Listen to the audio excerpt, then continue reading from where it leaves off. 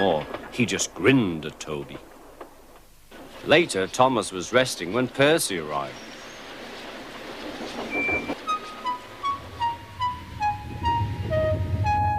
It took so long to clean Thomas that he wasn't in time for his next train. He chuckled to himself.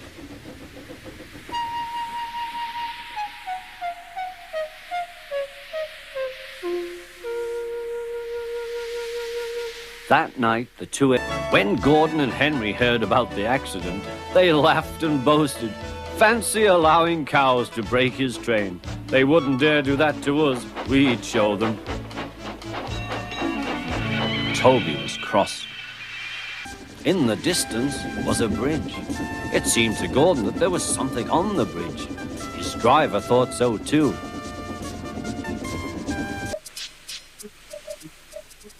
One morning, Edward was waiting to pick up passengers from Thomas's train. Peep, peep! We're late. Where is Thomas? He doesn't usually make us wait.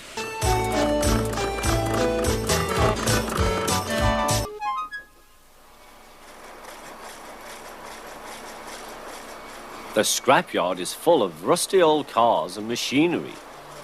They are broken into pieces, loaded into trucks, and Edward pulls them to the steelworks where they are melted down and used again. Today, there was a surprise waiting for Edward in the yard. It was a traction engine. "Hello," said Edward. "You're not broken and rusty. What are you doing here?" "I'm Trevor. They're going to break me up next." What a shame. I must help Trevor, I must. Why didn't I think of him before? He chuffered about the yard.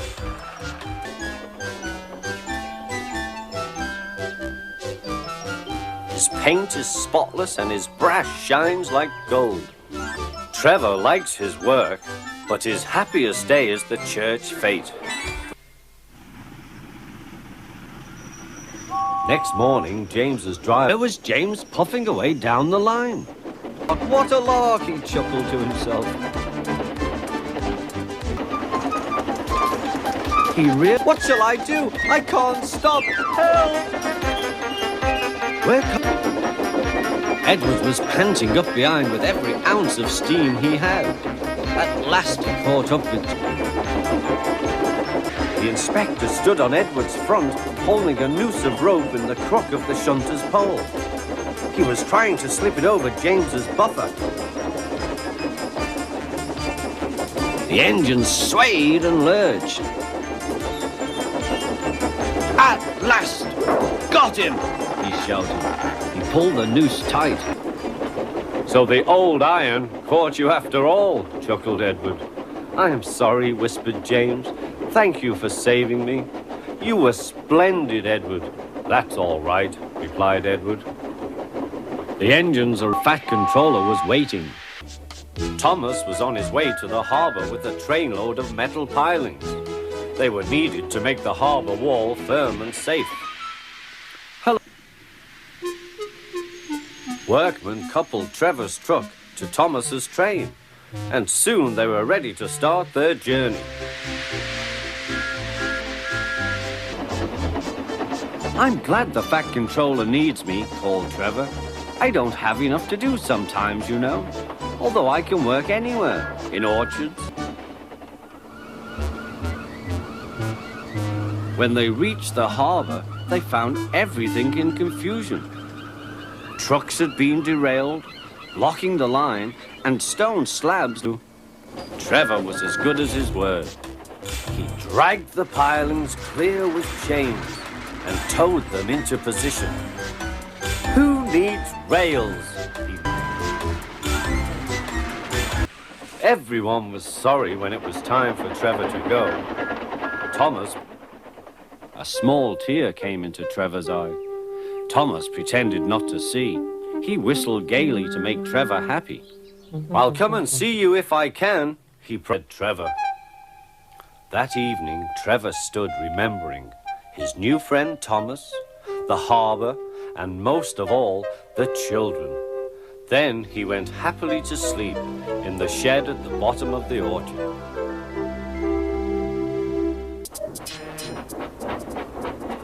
Percy works in the yard at the big station. He was very cheeky indeed. One morning, Percy was careless.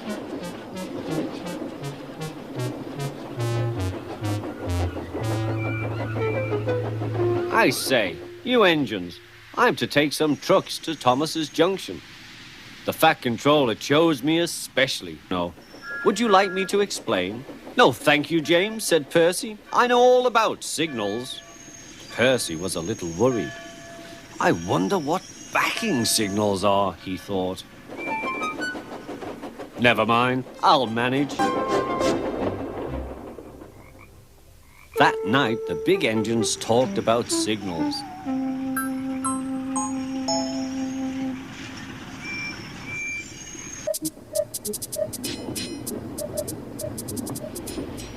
Do you know what? Asked Percy. What? Grunted Gordon. Do you know what? That stupid old signal, he thought. He was remembering the time he'd misunderstood a signal and gone backwards instead of forwards. No one listens to me now. They think I'm a silly little engine and order me about. I'll show them, but he didn't know how. Good. Duck it shall be. Beg pardon, sir, but I'm a Great Western engine. We do our work without fuss. But begging your pardon, sir, Percy and I would be glad if you would inform these, Silence! After Percy went away, Duck was left to manage alone. Yes, let's, said Percy. Well, I'll be a ding-dong-dang, said the driver. We don't want to, they grumbled. There was no, and Harold was high and alongside.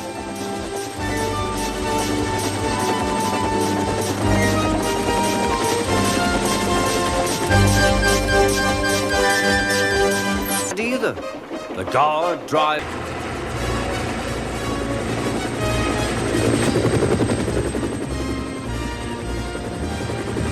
At last, Thomas. One day, Henry wanted to rest, but Percy was talking to some engines.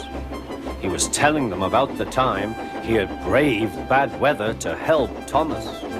It was raining hard. Water swelled under my boiler. Was afraid of a few drops of rain. No one ever lets me forget the time I wouldn't come out of the tunnel in case the rain spoilt my paint, Henry.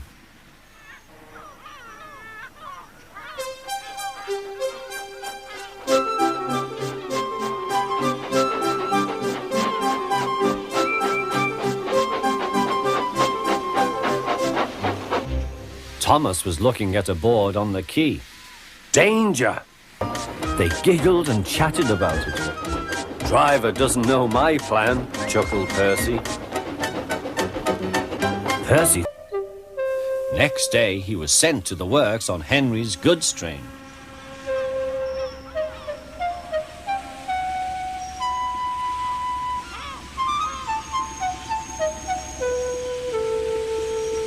Doing things, Duck told them. The Great Western Way, all that smoothly towards them. Introduced him. Here is Diesel. I have agreed to give him a trial.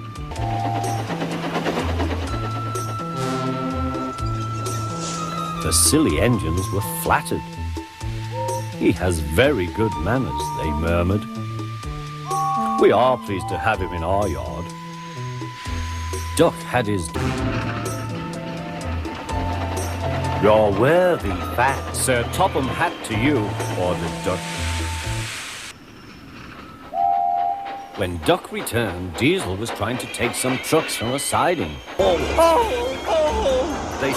Duck ran quietly round to collect the other trucks. Diesel had to help the workmen clear the mess. He hated it. All the trucks were laughing and singing at him. Sulking, the trucks would not stop singing rudely at him. It's about Duck. Next day, he spoke to the trucks. I see you like jokes. You made a good joke about me yesterday. I laughed and laughed. Duck told... Soon Gordon, Henry, and James found out why. "Disgraceful," said Gordon. "Disgusting," said James. "Despicable," said Henry. "We cannot allow it." They consulted together. "Yes, so are we," hissed the engines. "We are tired of you. We like Diesel. We don't like you. You tell tales about us to the trucks." Away, while Diesel smirked with triumph.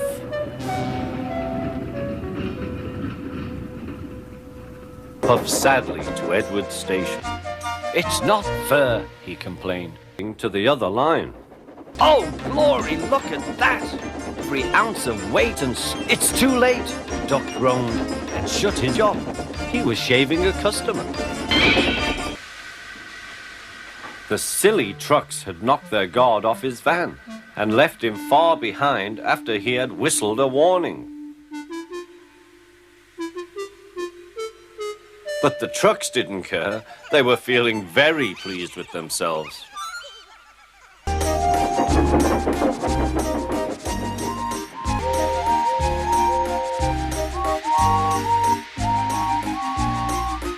A few days later, when he came home, there was a really rousing welcome for Duck, the Great Western Engine. Thomas grew crosser and crosser. "Time's time," he grumbled. "Why should I keep my passengers waiting while Henry and James dawdle about all then?"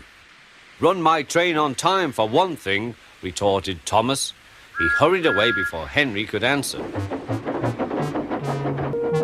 One day, James was later than ever at the junction.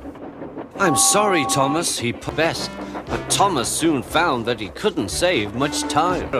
All reached home safely. It was hard, but they are very proud when he calls them really useful. Things meant well, but did cause confusion. The fat controller had given them numbers, Donald 9 and Douglas 10. But he was still planning to send one engine home. There was a brake van in the yard that had taken a dislike to Douglas. Things always went wrong when he had to take it out. His trains were late and he was blamed. Douglas began to worry. Donald, his twin, was angry. "Oh, oh, oh!" cried. "I am disappointed, Donald. I did not expect such, clumsiness from you."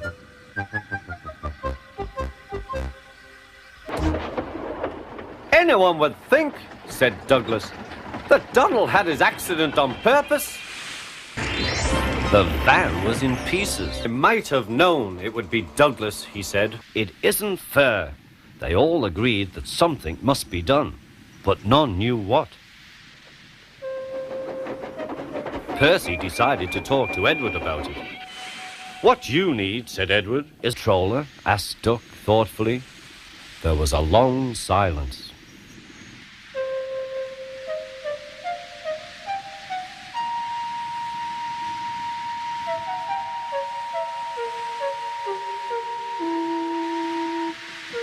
"I propose," said Gordon, "that Percy be our, disputation." I had a deputation. I delighted chorus of cheers and whistles. The twins were here to stay.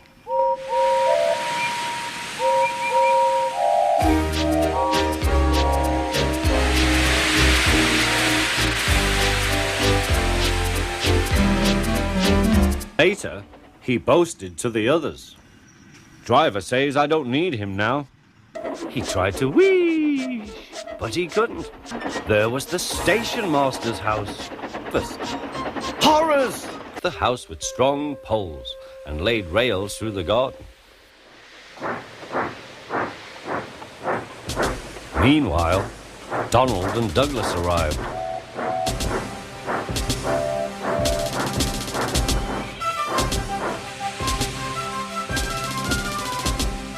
Douglas, puffing hard, managed to haul Thomas back to safety.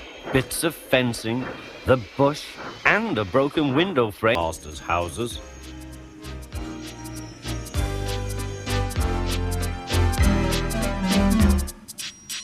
Who has come to help while Thomas is indisposed.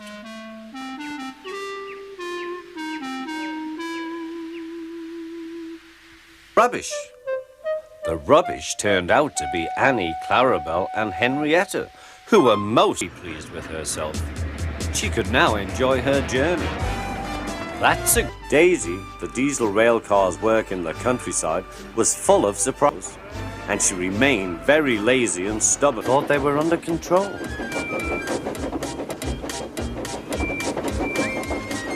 On, they cried. Next day, the Fat Controller arrived. Toby and Daisy had helped to clear the wreckage, but Percy remained on his perch of trucks. And Percy was sent to be mended. Their trucks are filled with china clay. It is needed for pottery, paper, paint, and many other things.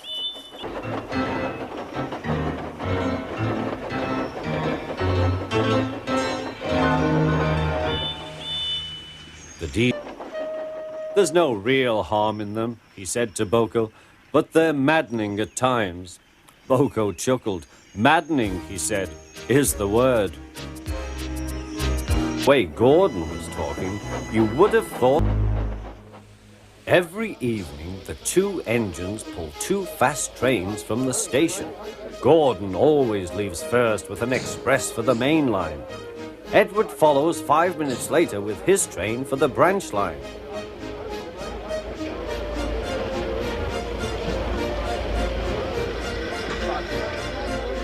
Usually everything runs like clockwork, but tonight there was trouble. Gordon still believes that Boko saved his life, but we know the twins were only teasing. It was their last afternoon, and Edward was preparing to take them to meet Bill and Ben. He found it hard to start the heavy train. Did you see him straining? Edward's wheels slipped fiercely, with a shrieking. Can you get these people home? They must start back tonight. I'll try, sir, promised Edward. Driver, fireman and guard went along the train, making adjustments between the coaches.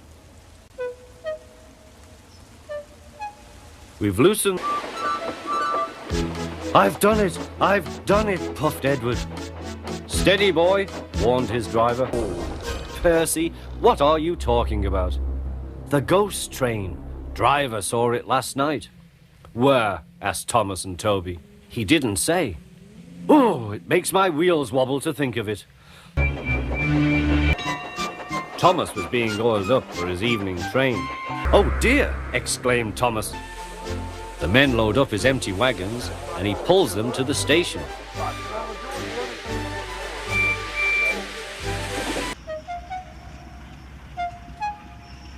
Percy was cross. The hay made the rails slippery till the line ahead was cleared before he could start again. Controller. Then they all saw Percy. They laughed and shouted.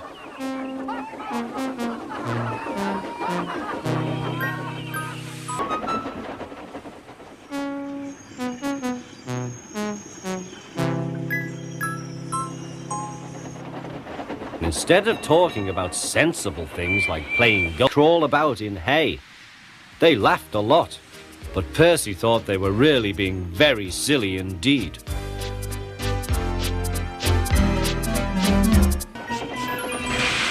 Suddenly, they came to a drift that was deeper than the rest.